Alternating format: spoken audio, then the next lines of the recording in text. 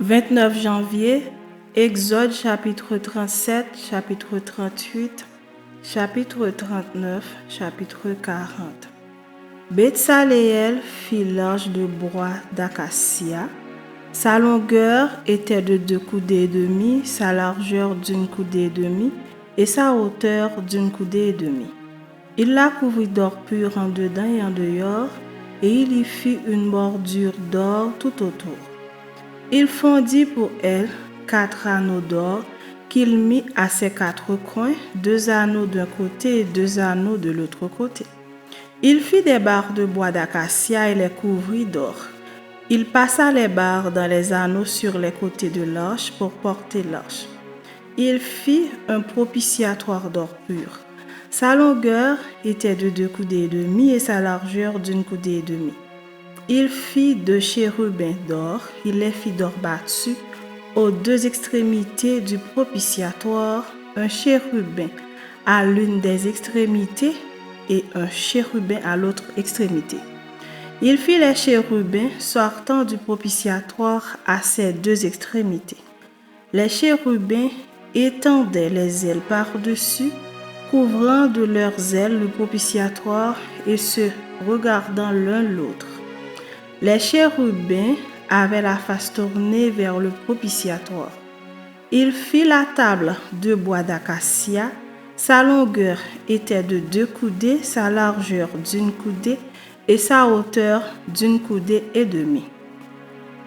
Il la couvrit d'or pur et il y fit une bordure d'or tout autour.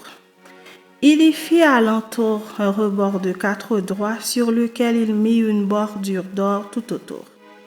Il fondit pour la table 4 anneaux d'or et mit les anneaux aux 4 coins qui étaient à ses 4 pieds.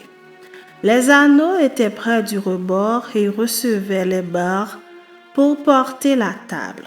Il fit les barres de bois d'acacia et les couvrit d'or, et elles servaient à porter la table. Il fit les ustensiles qu'on devait mettre sur la table, ses plats, ses coupes, ses calices et ses tasses pour servir aux libations. Il les fit d'or pur. Il fit le chandelier d'or pur. Il fit le chandelier d'or battu, son pied, sa tige, ses calices, ses pommes et ses fleurs étaient d'une même pièce. 6 branches sortaient de ses côtés, 3 branches du chandelier de l'un des côtés et 3 branches du chandelier de l'autre côté. Il y avait sur une branche 3 calices en forme d'amande avec pommes et fleurs, et sur une autre branche 3 calices en forme d'amande avec pommes et fleurs. Il en était de même pour les 6 branches sortant du chandelier. À la tige du chandelier, il y avait 4 calices en forme d'amande avec leurs pommes et leurs fleurs. Il y avait une pomme sous 2 des branches sortant du chandelier, une pomme sous 2 autres branches et une pomme sous 2 autres branches. Il en était de même pour les 6 branches sortant du chandelier. Les pommes et les branches du chandelier étaient d'une même pièce. Il était tout entier d'or battu, d'or pur. Il fit ses 7 lampes, ses mouchettes et ses vases à cendre d'or pur. Il employa un talent d'or pur pour faire le chandelier avec tous ses ustensiles. Il fit l'autel des parfums de bois d'acacia. Sa longueur était d'une coudée, sa largeur d'une coudée. Il était carré et sa hauteur était de 2 coudées. Des cornes sortaient de l'autel. Il le couvrit d'or pur, le dessus, les côtés tout autour et les cornes, et il y fit une bordure d'or tout autour. Il fit au-dessous de la bordure 2 anneaux d'or aux 2 côtés. Il en mit aux 2 côtés pour recevoir les barres qui servaient à le porter.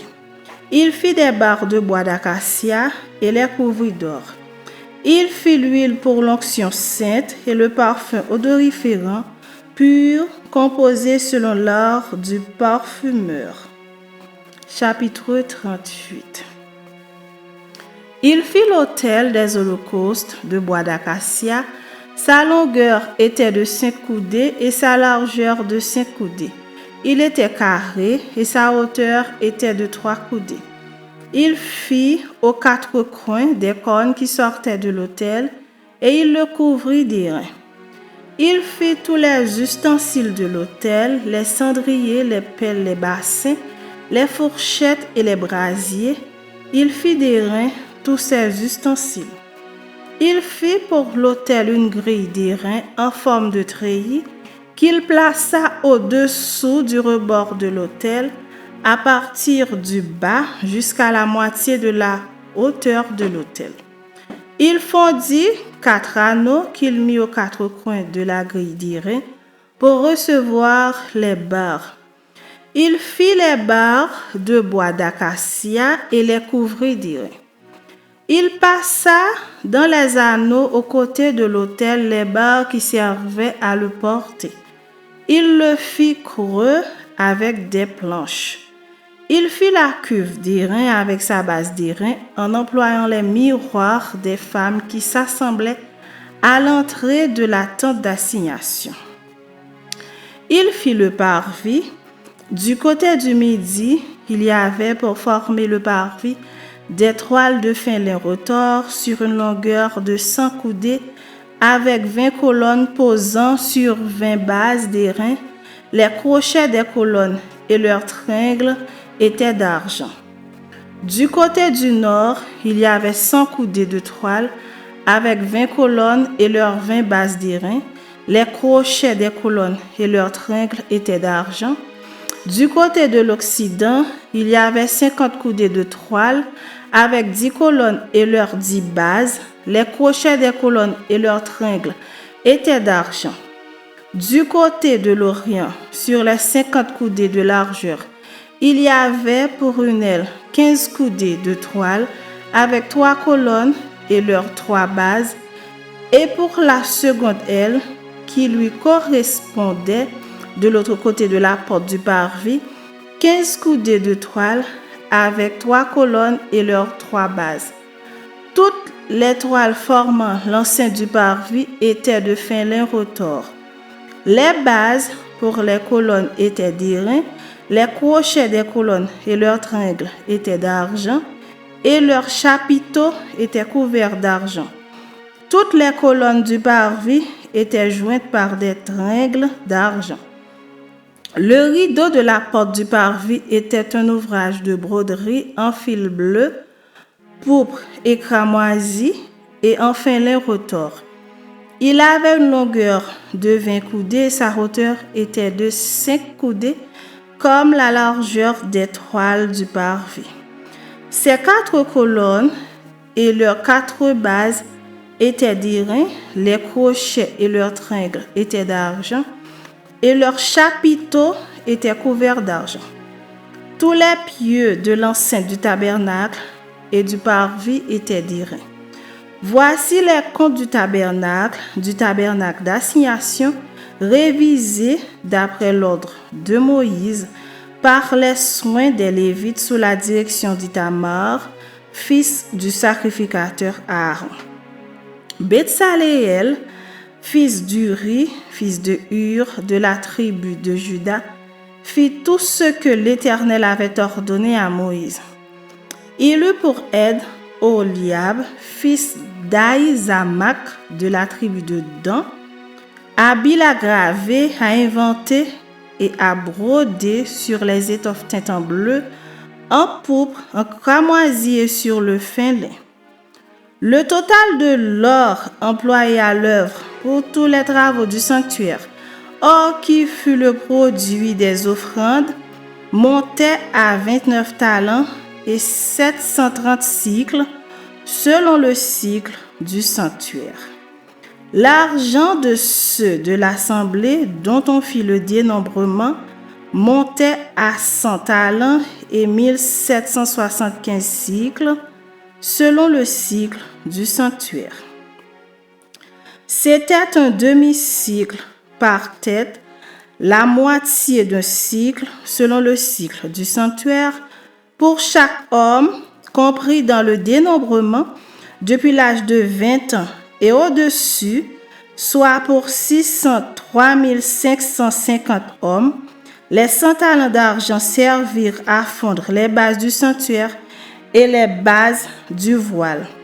100 bases pour les 100 talents, un talent pour chaque base, et avec les 1775 cycles, on fit les crochets et les tringles pour les colonnes et on couvrit les chapiteaux. Les reins des offrandes montaient à 70 talents et 2400 cycles. On en fit les bases de l'entrée de la tente d'assignation. L'autel des reins avec sa grille et tous les ustensiles de l'autel.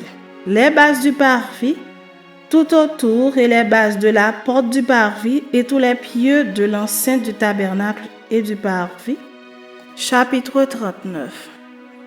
Avec les étoffes teintes en bleu, en pourpre et en cramoisi, on fit les vêtements d'office pour le service dans le sanctuaire et on fit les vêtements sacrés pour Aaron comme l'Éternel l'avait ordonné à Moïse. On fit l'éphod d'or, de fil bleu, pourpre et cramoisi et de fin lin retors. On étendit des lames d'or et on les coupa en fils que l'on entrelaça dans les étoffes teintes en bleu, en pourpre et en cramoisi et dans le fin lin. Il était artistement travaillé. On y fit des épaulettes qui le joignaient et c'est ainsi qu'il était joint par ses deux extrémités.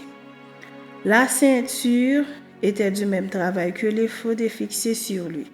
Elle était d'or, de fil bleu, pourpre et cramoisi et de fin lin retors comme l'Éternel l'avait ordonné à Moïse. On entoura de montures d'or des pierres d'onyx sur lesquelles on grava les noms des fils d'Israël comme on grave les cachets. On les mit sur les épaulettes de l'éphod en souvenir des fils d'Israël comme l'Éternel l'avait ordonné à Moïse. On fit le pectoral artistement travaillé du même travail que l'éphod d'or, de fil bleu, pourpre et cramoisi et de fin lin retors. Il était carré, on fit le pectoral double, sa longueur était d'un empan et sa largeur d'un empan, il était double. On le garnit de 4 rangées de pierres. Première rangée, une sardoine, une topaze, une émeraude. Seconde rangée, une escarboucle, un saphir, un diamant. Troisième rangée, une opale, une agate, une améthyste. Quatrième rangée, une chrysolite, un onyx, un jaspe. Ces pierres étaient enchâssées dans leur monture d'or. Il y en avait 12 d'après les noms des fils d'Israël. Elles étaient gravées comme des cachets, chacune avec le nom de l'une des 12 tribus. On fit sur le pectoral des chaînettes d'or pur, tressées en forme de cordon. On fit 2 montures d'or et 2 anneaux d'or, et on mit les 2 anneaux aux 2 extrémités du pectoral. On passa les 2 cordons d'or dans les 2 anneaux aux 2 extrémités du pectoral.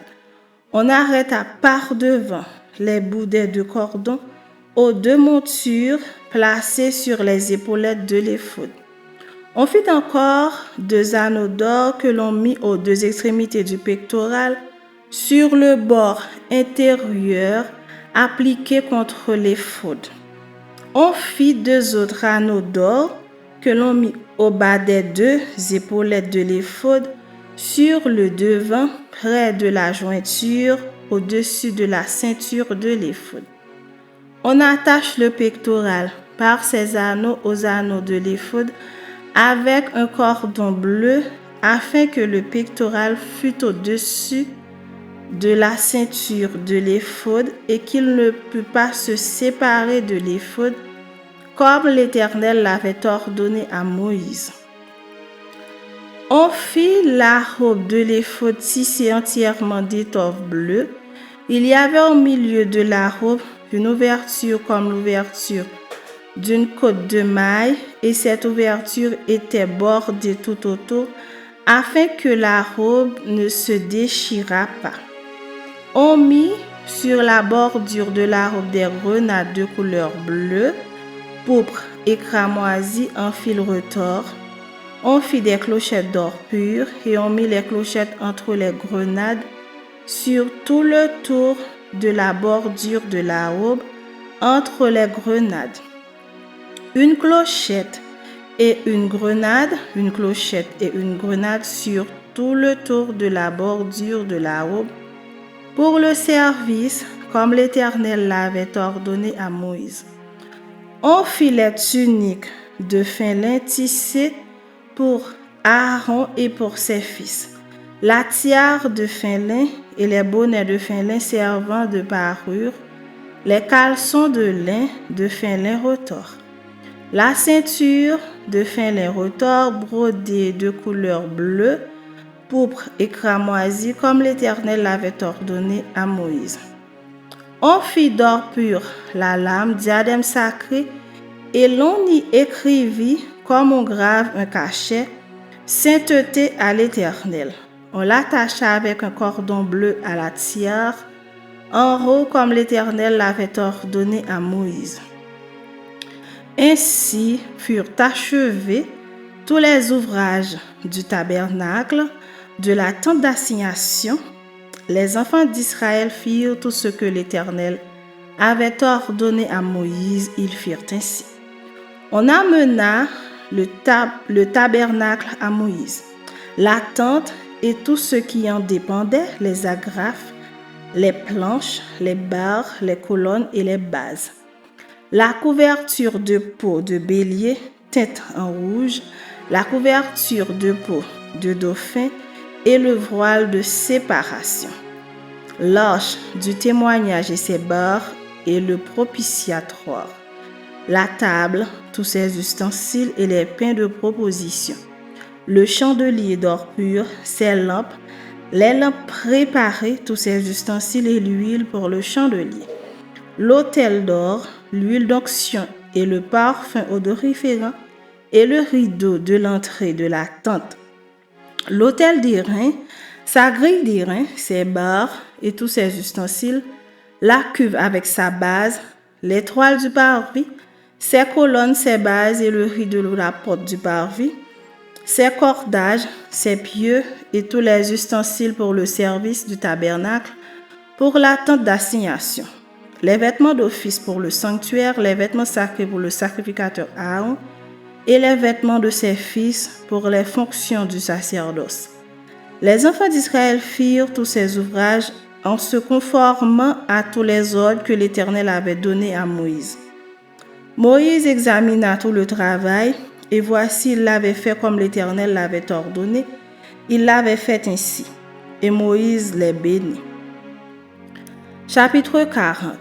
L'Éternel parla à Moïse et dit: Le premier jour du premier mois, tu dresseras le tabernacle, la tente d'assignation. Tu y placeras l'arche du témoignage et tu couvriras l'arche avec le voile.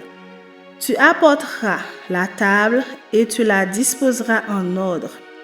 Tu apporteras le chandelier et tu en arrangeras les lampes. Tu placeras l'autel d'or pour le parfum devant l'arche du témoignage et tu mettras le rideau à l'entrée du tabernacle. Tu placeras l'autel des holocaustes devant l'entrée du tabernacle de la tente d'assignation. Tu placeras la cuve entre la tente d'assignation et l'autel et tu y mettras de l'eau. Tu placeras le parvis alentour et tu mettras le rideau à la porte du parvis.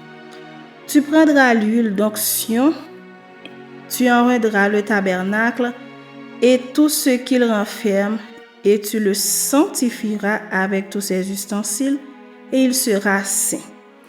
Tu oindras l'autel des holocaustes et tous ses ustensiles et tu sanctifieras l'autel et l'autel sera très saint. Tu oindras la cuve avec sa base et tu la sanctifieras. Tu feras avancer Aaron et ses fils vers l'entrée de la tente d'assignation et tu les laveras avec de l'eau.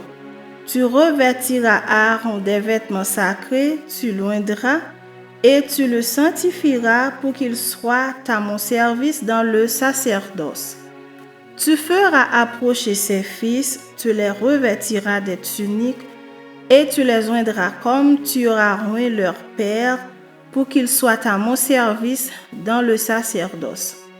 Cette onction leur assurera à perpétuité le sacerdoce parmi leurs descendants.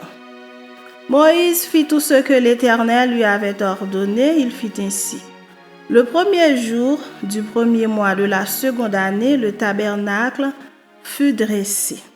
Moïse dressa le tabernacle, il en posa les bases, plaça les planches et les barres et éleva les colonnes. Il étendit la tente sur le tabernacle et il mit la couverture de la tente par-dessus comme l'Éternel l'avait ordonné à Moïse. Il prit le témoignage et le plaça dans l'arche. Il mit les barres à l'arche et il posa le propitiatoire au-dessus de l'arche. Il apporta l'arche dans le tabernacle, il mit le voile de séparation et il en couvrit l'arche du témoignage comme l'Éternel l'avait ordonné à Moïse. Il plaça la table dans la tente d'assignation au côté septentrional du tabernacle, en dehors du voile. Et il y déposa en ordre les pains devant l'Éternel, comme l'Éternel l'avait ordonné à Moïse. Il plaça le chandelier dans la tente d'assignation en face de la table, au côté méridional du tabernacle. Et il en arrangea les lampes devant l'Éternel, comme l'Éternel l'avait ordonné à Moïse. Il plaça l'autel d'or dans la tente d'assignation devant le voile. Et il y fit brûler le parfum odoriférant, comme l'Éternel l'avait ordonné à Moïse. Il plaça le rideau à l'entrée du tabernacle. Il plaça l'autel des holocaustes à l'entrée du tabernacle de la tente d'assignation. Et il y offrit l'holocauste et l'offrande comme l'Éternel l'avait ordonné à Moïse. Il plaça la cuve entre la tente d'assignation et l'autel, et il y mit de l'eau pour les ablutions. Moïse, Aaron et ses fils s'y lavèrent les mains et les pieds lorsqu'ils entrèrent dans la tente d'assignation et qu'ils s'approchèrent de l'autel, ils se lavèrent comme l'Éternel l'avait ordonné à Moïse. Il dressa le parvis autour du tabernacle et de l'autel, et il y mit le rideau de la porte du parvis. Ce fut ainsi que Moïse acheva l'ouvrage. Alors la nuée couvrit la tente d'assignation et la gloire de l'Éternel remplit le tabernacle. Moïse ne pouvait pas entrer dans la tente d'assignation parce que la nuée restait dessus et que la gloire de l'Éternel remplissait le tabernacle. Aussi longtemps que durèrent leurs marches, les enfants d'Israël partaient quand la nuée s'élevait de dessus le tabernacle.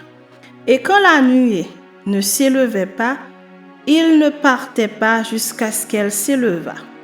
La nuée de l'Éternel était de jour sur le tabernacle, et de nuit il y avait un feu aux yeux de toute la maison d'Israël pendant toute leur marche.